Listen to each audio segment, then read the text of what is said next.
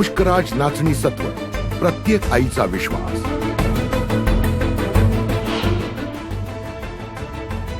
शिंदे फडणवीसांच्या काळात जातीय दंगली, चंद्रकांत खैरेंची राज्य सरकारवर टीका।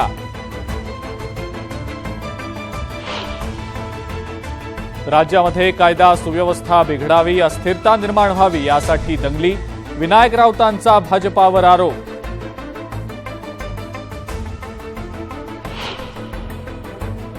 जामखेड बाजार समिती निवडणुकीत राधाकृष्ण विखे पाटलांनी विरोधात काम केलं, राम शिंदेंचा आरोप।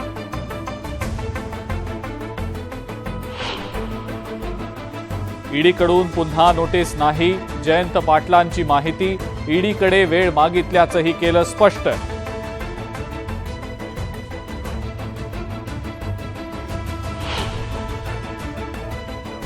सोळा आमदारांसंदर्भातील निर्णय कोर्टानं अध्यक्षांकडे पाठवलाय, अध्यक्ष कुणावरही अन्याय करणार नाहीत, उद्योगमंत्री उदय सामंतांनी व्यक्त केलं मत।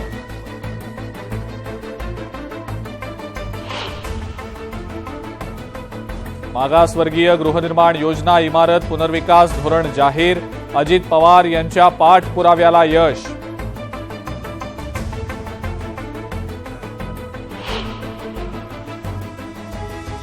डी.के. शिवकुमार यांनी घेतली काँग्रेस अध्यक्ष मल्लिकार्जुन खरगेंची भेट, कर्नाटकचा मुख्यमंत्री कोण होणार, संभ्रम कायम।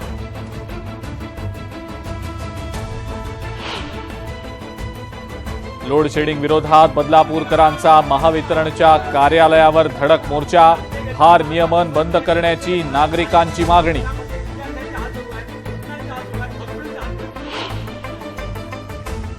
कटाई गावातील जलकुंभाचा भाग कोसळला, अमृत योजनेतनं बनवलेल्या जलकुंभाचं काम निकृष्ट दर्जाचं।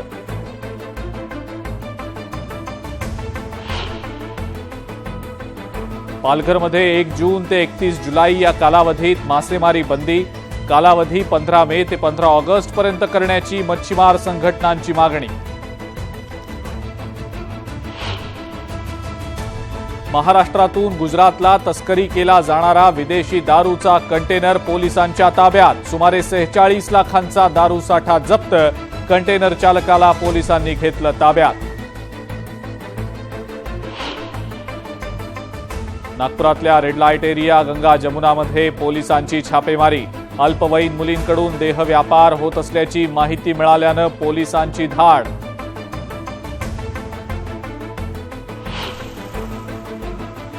अलिबाग जिल्हा रुग्णालयात खंडणीचा प्रकार समोर, रायगड पोलीस दल भरती प्रक्रियेत वैद्यकीय प्रमाणपत्रासाठी प्रत्येकी 1500 रुपये उकळल्याचं निष्पन्न।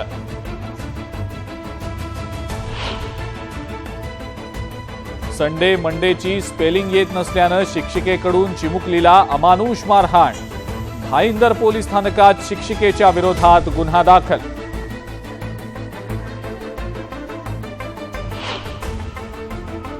पालघरमध्ये लग्नाचा आमिष देऊन मेहुणीचं लैंगिक शोषण, तक्रारीनंतर आरोपी गजाआड।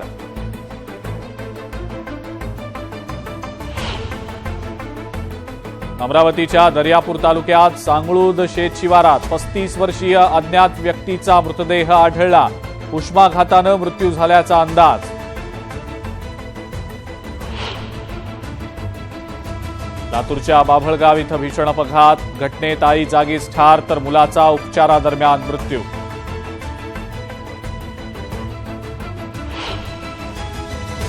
आणि मुंबई विमानतळावर सुमारे 3.5 कोटींची सोन्याची पावडर जप्त, दुबईहून आलेल्या सोने तस्करावर DRIची मोठी कारवाई।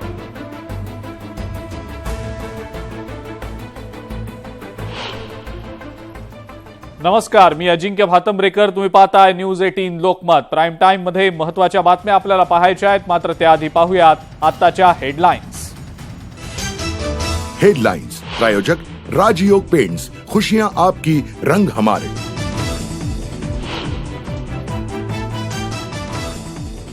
खरी शिवसेना कोण याचा आधी निकाल, त्यानंतरच आमदार अपात्रतेचा फैसला, विधानसभा अध्यक्ष राहुल नार्वेकरांचं वक्तव्य। 16 आमदारांसंदर्भातला निर्णय कोर्टानं अध्यक्षांकडे पाठवलाय, अध्यक्ष कुणावरही अन्याय करणार नाहीत, उद्योगमंत्री उदय सामंतांनी व्यक्त केलं मत। सुप्रीम कोर्टाच्या निर्णयावरून सत्ताधारी आणि विरोधकांमध्ये आरोपांची पोपटपंची। महाविकास आघाडीचा पोपट मेला, फडणवीसांची टीका तर राऊतांचाही सत्ताधाऱ्यांवर पलटवार। महाविकास आघाडीमध्ये लोकसभेच्या जागा वाटपावरून बिघाडी होण्याची शक्यता। जागांचं समसमान वाटप होणार नसून ठाकरे गट 20 जागांवर निवडणूक लढण्यावर ठाम। न्यूज 18 लोकमतला सूत्रांची माहिती।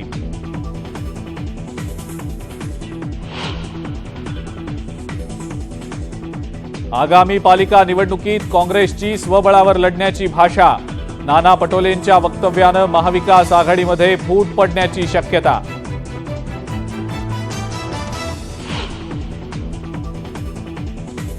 उद्धव ठाकरेंच्या उपस्थितीत ठाकरे गटाची उद्या महत्त्वाची बैठक। आगामी निवडणुकांच्या पार्श्वभूमीवर रणनीती ठरवण्यासाठी होणार मंथन।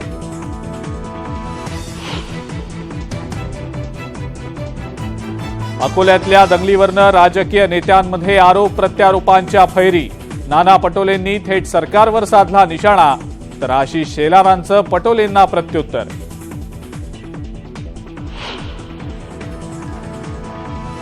त्र्यंबकेश्वर मंदिरात घडलेल्या प्रकाराची देवेंद्र फडणवीसांकडून गंभीर दखल। तपासासाठी एसआयटी स्थापन करण्याचे आदेश।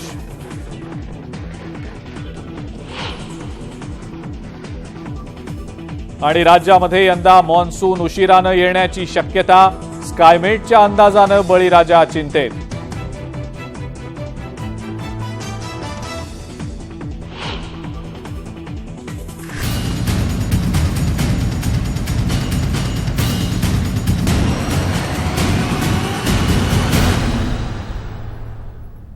अत्यंत महत्त्वाच्या बातमीनं आपण प्राईम टाइमची सुरुवात करणार आहोत। महाविकास आघाडीमध्ये लोकसभेच्या जागा वाटपावरनं बिघाडी होण्याची शक्यता निर्माण झालेली आहे, कारण लोकसभेसाठी महाविकास आघाडीमध्ये जागांचं समसमान वाटप होणार नसल्याचं समजतंय। 2024च्या निवडणुकीत ठाकरे गट 20 जागांवर निवडणूक लढवण्यावर ठाम असल्याची माहिती वरिष्ठ सूत्रांनी दिलेली आहे।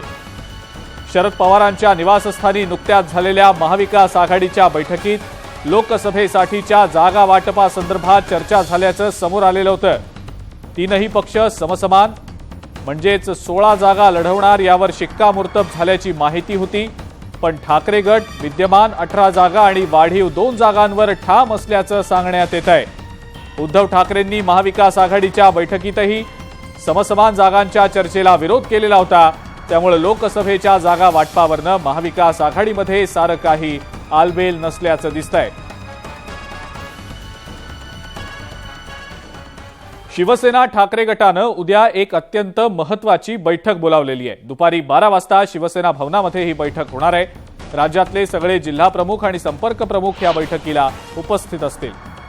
या बैठकीमध्ये येत्या काळामध्ये होऊ घातलेल्या निवडणुकांच्या रणनीती संदर्भात चर्चा होईल। उद्धव ठाकरे या बैठकीमध्ये मार्गदर्शन करणार असल्याचं समजतंय। उद्धव ठाकरेंच्या शिवसेनेनं 2 महिन्यात निर्णय घ्यावा असा अल्टिमेटमच राहुल नार्वेकरांना दिलेला आहे। मात्र नार्वेकर यांनी मी चौकशी पूर्ण झाल्यावरच निर्णय घेणार आहे, न्यायालयाला निर्णय घ्यायला 10 महिने लागले, मी 2 महिन्यात निर्णय कसा घेऊ असा सवालही नार्वेकरांनी उपस्थित केलाय। यामुळे आता राजकीय वर्तुळात चर्चांना उधाण आलेलं आहे। ठाकरे गटाचं कोणतंही निवेदन माझ्याकडे आलेलं नाही। 16 आमदारांच्या अपात्रतेवर निष्पक्षपाती निर्णय घेणार असून हा निर्णय घेताना दिरंगाई करणार नाही आणि घाई सुद्धा करणार नाही असंही नार्वेकरांनी स्पष्ट केलं। विधानसभा अध्यक्ष म्हणून मी या याचिका ठरवण्यात कोणताही विलंब किंवा उशीर कारणाशिवाय उशीर लावणार नाही असं सांगत असताना लवकरात लवकर आपण ह्या याचिकांवरती निर्णय घेऊ, परंतु लवकरात लवकर निर्णय घेत असताना कुठच्याही प्रकारची घाईही आपण करणार नाही, हे पण मी स्पष्टपणे नमूद करू इच्छितो। या याचिकांमधले केलेले आरोप हे शेड्यूल 10 सूची 10 मधील पॅराग्राफ 2 मध्ये दिलेल्या निकषात बसतात का, ह्याला आपल्याला तपासून बघायला लागेल। आणि ते सगळं करण्याआधी आपल्याला माहित आहे मूळ मुद्दा कुठे आहे। मूळ मुद्दा ह्याच्यात आहे की आता राजकीय पक्ष याला प्राधान्य द्यायचं आहे। आपल्याला राजकीय पक्षाची इच्छा काय होती, कोणी व्हिप बनावं, कोणी लीडर बनावं, ह्या इच्छेचा विचार करूनच आपल्याला निर्णय द्यायचा आहे. मी आपल्याला सांगितल्याप्रमाणे कुठच्याही दबावाखाली येऊन कधीच काम केलेलं नाहीये आणि यापुढेही दबावाखाली येऊन काम करणार नाही. ज्या लोकांना असं वाटत असेल की अध्यक्षांवर वैयक्तिक टीका करून अथवा अध्यक्षांना धमक्या देऊन आपण त्यांच्याकडनं आपल्याला पाहिजे तसा निर्णय घेऊ, तर तसं वाटल्यानं ज्या लोकांना वाटतं त्यांना मी आपल्यामार्फत सांगू इच्छितो की ही त्यांच्या आयुष्यातली सर्वात मोठा गैरसमज असेल. अध्यक्ष कधीही दबावाखाली निर्णय घेणार नाहीत. राजकारणामध्ये सध्या राज्यातल्या पक्षांमध्ये एका पक्षाची भर पडलेली आहे. पक्ष आणि पक्षी हे कॉम्बिनेशन ऐकून तुम्हाला कदाचित गंमत वाटेल. राजकारणात कोणत्या पक्षाची फडफड सुरू आहे पाहूयात त्याचा हा रिपोर्ट. नवीन पोपट हा लागला मिठ मिठ बोलायला, नवीन पोपट हा लागला मिठ मिठ बोलायला. गायक आनंद शिंदेंचं हे गाणं अख्ख्या महाराष्ट्राला परिचित आहे. या गाण्यावर ताल धरला नाही अशी एकही व्यक्ती नसेल. आता या गाण्यावर राजकीय नेत्यांनीही ताल धरलाय. अगदी शब्दशः नाही, पण राजकारणात पोपटाने चांगलीच भरारी घेतली आहे. त्याचं निमित्त ठरलंय ते सुप्रीम कोर्टानं राज्यातल्या सत्ता संघर्षावर दिलेला निकाल. आता या निकालावरनं देवेंद्र फडणवीसांनी महाविकास आघाडीला टोला लगावलाय. मला असं वाटतं की आता उद्धव ठाकरेजी आणि महाविकास आघाडीला हे पुरतं समजलेलं आहे की पोपट मेला आहे, तरी देखील तो मान हलवत नाही आहे, तो हातपाय हलवत नाही आहे, अशा प्रकारच्या गोष्टी बोलतायत. ते बोलणं त्यांना साहजिक आहे, कारण त्यांना त्यांच्या लोकांना संदेश द्यावा लागतो. त्यांच्या लोकांनाही सांगावं लागतं नाही नाही काहीतरी आशा जिवंत आहे, त्यांनी ती जरूर ठेवावी, कारण शेवटी तो त्यांचा अधिकार आहे. महाविकास आघाडीचा पोपट मेलाय असं वक्तव्य देवेंद्र फडणवीसांनी केल्यानं संजय राऊत मैदानात उतरले नसते तरच नवल. शिंदे गटाचाच पोपट मेल्याचा पक्षी संजय राऊतांनी उडवला. पोपट मेलेलाच आहे, फक्त ते विधानसभा अध्यक्षाने जाहीर करायचं की शिंदे गटाचा पोपट हा मेलेला आहे. मला असं वाटलं होतं की या सरकारमध्ये एकच शहाणा माणूस आहे, तो म्हणजे देवेंद्र फडणवीस. हे पहिल्यापासून माझं मत होतं की या अख्ख्या सरकारमध्ये जर कोणी शहाणा माणूस असेल तर ते देवेंद्र फडणवीस आहे. बाकी सगळे अतिशहाणे किंवा मूर्ख आहे. पण देवेंद्र फडणवीसच असं बोलायला लागले असतील तर शहाणपणाच्या व्याख्या आणि भूमिका बदलाव्या लागतील. राहुल नार्वेकरांकडून शिंदे गटाचा पोपट मेला हे जाहीर करायचं बाकी असल्याची टीका संजय राऊतांनी केली. या टीकेवर नितेश राणे काही बोलणारच नाहीत हे शक्य आहे का? मग काय, नितेश राणेंनी थेट जेलचाच रस्ता दाखवला. महाविकास आघाडीचा पोपट आणि पोपटाचे हावभाव थोडे हळूहळू मावळताना दिसत आहे. पोपटाची भाषा लवकरच येणाऱ्या जेलवारीमुळे थोडी बदललेली दिसते. सुप्रीम कोर्टाचा निर्णय जाहीर झाल्यानंतर सगळेच राजकीय पक्ष आपापल्या सोयीनुसार सत्ता संघर्षाच्या निकालाचा अर्थ लावतायत. त्यासाठी नाहक पोपट या पक्षाला वेठीस धरलं जात आहे असं म्हटलं तरी अतिशयोक्ती ठरणार नाही. Bureau report, news 18 Lokmat. अहमदनगरमध्ये पुन्हा एकदा राम शिंदे आणि विखे पाटील पितापुत्रांमधला वाद समोर आलेला आहे आणि यावेळेला वादाला निमित्त ठरली आहे ती जामखेडची बाजार समिती निवडणूक.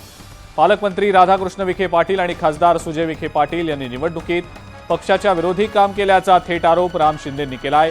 एवढंच नाही तर खासदार सुजय विखे पाटील आणि राष्ट्रवादी काँग्रेसचे आमदार रोहित पवार यांची छुपी युती असल्याचाही आरोप शिंदेंनी केला. या सगळ्याबाबत पक्षातल्या वरिष्ठ नेत्यांकडे अहवाल देणार असल्याचंही त्यांनी सांगितलंय. त्यामुळे येत्या काळात नगरमध्ये शिंदे विरुद्ध विखे असा सामना बघायला मिळणार आहे.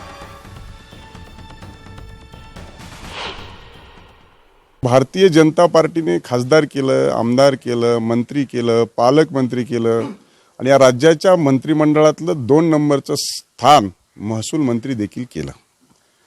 आणि म्हणून अशा पद्धतीने आणखी काय हवं आहे? मग कार्यकर्त्याच्या निवडणुकीमध्ये नेतृत्वाने अशा पद्धतीचं व्यवहार करणं हे गैर आहे. मी नेतृत्वाच्या आणि पक्षाच्या देखील हा कानावर विषय घातलेला आहे. पुन्हा एकदा नव्याने घालेल. या निमित्तानं त्यांनी दाखवूनच दिलं की आम्ही एक आहोत. कारण रोहित पवार आमदार आणि खासदार सुजय विखे यांच्या एकत्रित पॅनलचेच हे उमेदवार होते. तथापि आम्ही 1.5 महिना याच्यावर कुठेही भाष्य केलं नाही.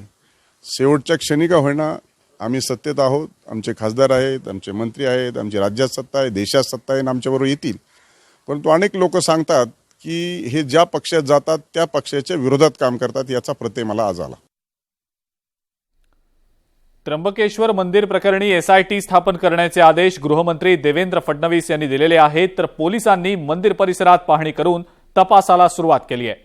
त्र्यंबकेश्वर मंदिर परिसरात इतर धर्मियांच्या कथित प्रवेशावरून वाद रंगलाय. या घटनेला धार्मिक रंगही देण्यात आला. मात्र प्रथेचं पालन करण्यात आल्याचा दावा उरूस आयोजकांकडून करण्यात आलेला आहे. त्र्यंबकेश्वर मंदिराचा नेमका हा वाद आहे तरी काय पाहूया. इतर धर्मियांनी मंदिरात प्रवेश केल्याचा आरोप करण्यात आला. त्र्यंबकेश्वर मंदिर प्रशासनानं हा आरोप केला. आरोप केल्यानंतर 4 जणांवर गुन्हा देखील दाखल झाला. त्र्यंबकेश्वर मंदिराबाहेर उरुसाची मिरवणूक ही प्रथा आहे आणि दरवर्षी मंदिराच्या दरवाजासमोर धूप दाखवला जात असतो असं स्पष्टीकरण हे दिलं गेलं. आम्ही मंदिरात प्रवेश केलेला नसल्याचं उरूस आयोजकांनी स्पष्टीकरण दिलेलं आहे. आमची सुद्धा त्र्यंबकेश्वरावर श्रद्धा आहे असं उरूस आयोजकांचं स्पष्टीकरण होतं. 9:15 वाजता 13 तारखेला जो इन्सिडन्स घडला त्यामध्ये काही लोक साधारणतः 15 ते 20 संदल घेऊन या ठिकाणी आले होते. ते त्यांना मुख्य गेटवरती उत्तर गेटला अडवण्यात आलं होतं. सुरक्षा रक्षकांनी त्यांना अडवलं आणि त्यांचं म्हणणं असं होतं की आम्हाला थोडंसं आत जाऊ द्या, आम्हाला धूप द्यायचा आहे. परंतु सुरक्षा रक्षकांनी त्यांना अडवलं. मंदिरामध्ये अशा मुस्लिम धर्मियांच्या वतीने मंदिरामध्ये कुठल्याही प्रकारे संदलच्या मिरवणुकीमध्ये जाण्याची कुठलीही परंपरा नाही. असं कुठलाही संकेत त्र्यंबकेश्वरमध्ये यापूर्वी पिढ्यानपिढ्या कधी घडलेला नाही. असं असताना या मिरवणुकीमध्ये जाणीवपूर्वक मंदिरामध्ये जाण्याचा प्रवेश का करण्याचा आहे, त्या लोकांचा उद्देश काय होता आणि 2 धर्मियांमध्ये अकारण तेढ निर्माण करण्याचा यामागे उद्देश तर नव्हता ना. या सगळ्या गोष्टींची गंभीर दखल विश्वस्त मंडळाच्या वतीने घेण्यात आली. आणि आता बातमी पुण्यातली आहे. पुण्यामध्ये अनधिकृत व्यावसायिकांच्या वाढत्या अतिक्रमणांवर पालिकेच्या अतिक्रमण विरोधी पथकानं कारवाई केली. मात्र ही कारवाई करताना उपायुक्त माधव जगताप यांच्या रौद्रावतारामुळे व्यावसायिकांमध्ये दहशतीचं वातावरण पसरलंय. एप्रिल महिन्यात फर्ग्युसन परिसरामध्ये कारवाई करताना उपायुक्त माधव जगताप यांनी टाळतंत्र सोडत गुंडांसारखे सगळे स्टॉल लाथेने उडवून लावले. परिसरातल्या कॅमेऱ्यामध्ये ही घटना चित्रित झाल्यानंतर एकवटलेल्या व्यावसायिकांनी माधव जगतापांच्या या कारवाईचा निषेध करताना महापालिका आयुक्तांकडे रीतसर तक्रारही दाखल केली असून कारवाई करण्याची मागणी केली आहे.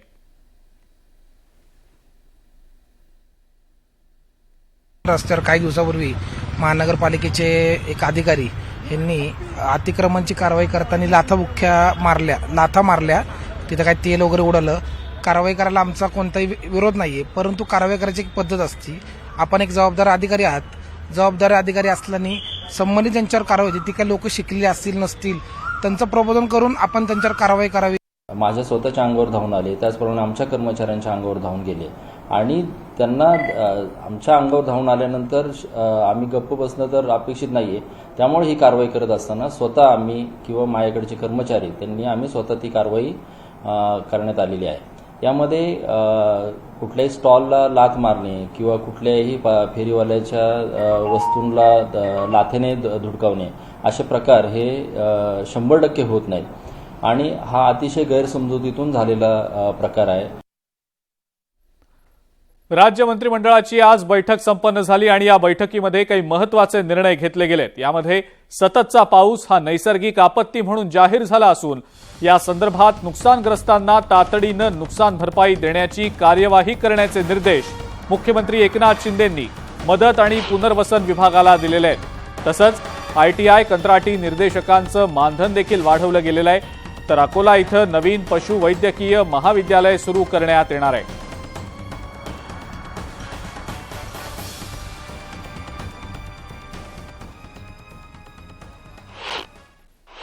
शेतकऱ्यांना वाऱ्यावर सोडलं जाणार नाही. हे शेतकऱ्यांच्या पाठीशी उभं राहणारं सरकार आहे.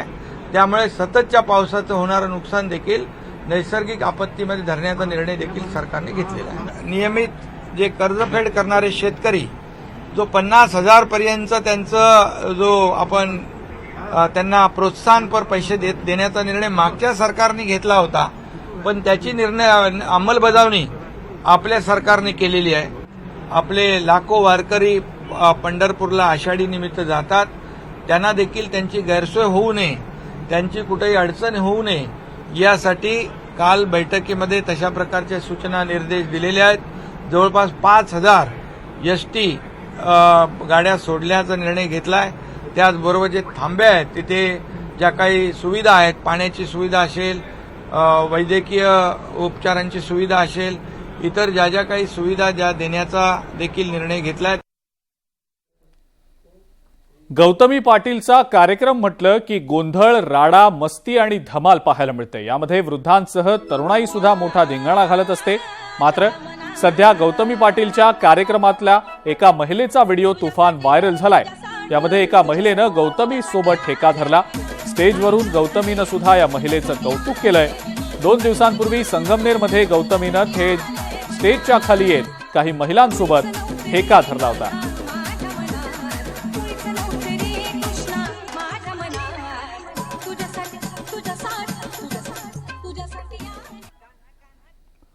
गौतमी पाटीलच्या कार्यक्रमाला महिलांचा प्रतिसाद मिळाल्यानंतर गौतमीनं या संदर्भात प्रतिक्रिया दिलेली आहे. कार्यक्रमाला महिला येत असल्यानं छान वाटतं असं गौतमी पाटीलनं म्हटलंय.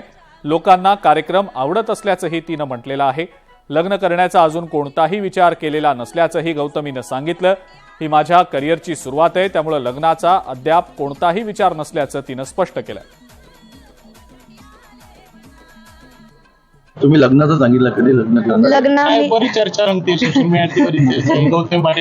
नाही, लग्न नाही करणार आहे अजून. आपली आताची सुरुवात आहे, तर एवढं लवकर लग्न नाही करणार. ज्या वेळेस ठरल मी पहिलेही सांगितलं की मी पहिलं तुम्हाला कळवल.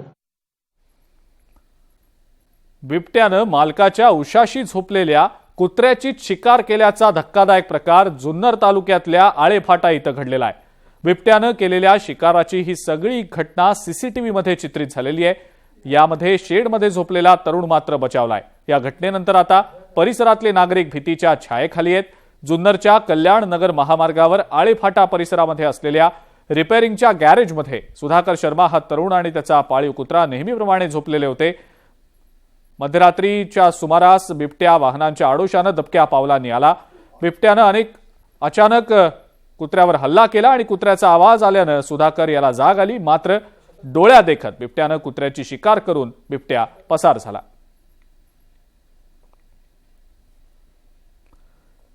गेल्या काही दिवसांपासून द केरला स्टोरी या सिनेमाची संपूर्ण देशभरामध्ये जोरदार चर्चा सुरू आहे. काही राज्यांनी हा सिनेमा टॅक्स फ्री सुद्धा केलाय, तर काहींनी त्यावर बंदी घातली आहे. त्यामुळेच हा सिनेमा चर्चेत आलेला आहे. एकीकडे यावरून राजकारण सुरू झालंय, तर दुसरीकडे बॉक्स ऑफिसवर या सिनेमानं 125 कोटी रुपयांची कमाई केली आहे.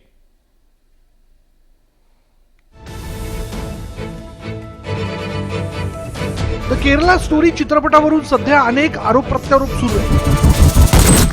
परंतु दुसरीकडे या कॉन्ट्रोवर्सीचा चित्रपटाला चांगलाच फायदा झाल्याचं दिसून येतं.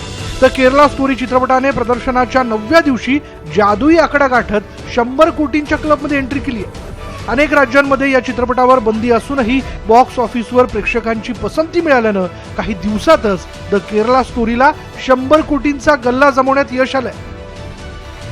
सुदीप्तो सेन दिग्दर्शित द केरला स्टोरी चित्रपटाने अवघ्या 9 दिवसांमध्ये 125 कोटी रुपयांचा गल्ला जमवलाय. हिंदू आणि ख्रिश्चन मुलींना लव्ह जिहादच्या जाळ्यात अडकून त्यांचं कसं धर्मांतर करण्यात आलं या कथेवर हा चित्रपट आधारलेला आहे, असा दावा चित्रपटाच्या निर्मात्यांनी केला होता. त्यामुळे देशभरात या चित्रपटावरून वाद सुरू झाला होता, तर काहींनी चित्रपटाचं कौतुकही केलं. कमाईच्या बाबतीत या चित्रपटाने शाहरुख खानच्या पठाणचेही काही रेकॉर्ड मोडीत काढले.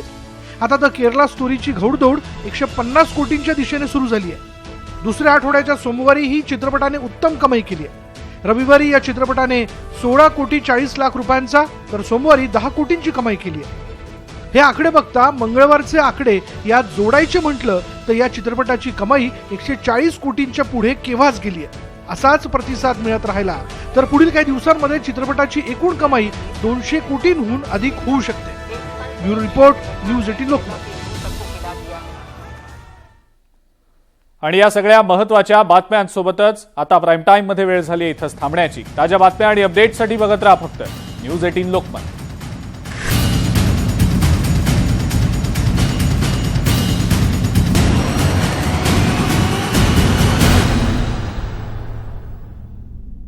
ओ काय